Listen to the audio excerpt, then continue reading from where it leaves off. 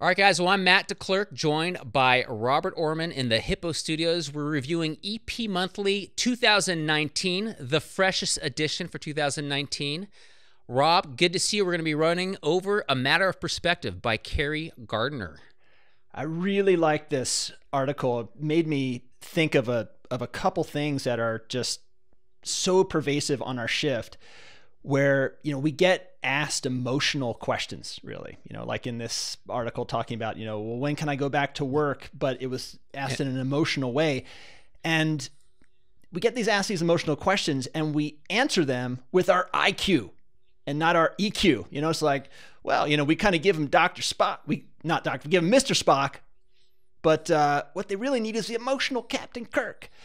It makes me think back to medical school. We had this professor it was like a general health class. And he said, let me give you guys a bit of advice. And it was actually about relationships, not so much about patients. Nice. That you're going to... And that's why you're successfully married to this day. Yeah. You're going to have challenges in your relationships. And let me tell you something. Those challenges are emotional challenges. So when you address them, don't be analytical. You need to address emotional challenges with emotional intelligence and thinking about how you're feeling about stuff, not breaking it down on a spreadsheet. So address emotional problems and questions with your amygdala, with your emotional self. Yeah, you be analytical, that's fine. But keep it professional, because when they ask you, like, am I gonna die, doctor? I'd be like, well, let's just step back.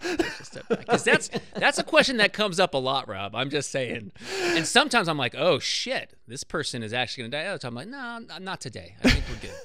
Yeah, there's no shift goes by when you don't get asked that question. And and sometimes eventually sometimes you say, like, you kind of flippantly, like, well, we're all going to die. None of us get out here alive. And you're thinking, oh, that was the wrong thing to say. And I like your answer. It says, am I going to die? Not today, my friend. But in the back of your mind, you're thinking, well, man, I hope I'm right. I hope I'm right about that. No, I think it's a good article, like you said. It's kind of like just remembering to think about what is the patient there for. It's not always for, like you said, the analytical part. Just delve a little deep into their psyche, and you can do a lot of good. Great article.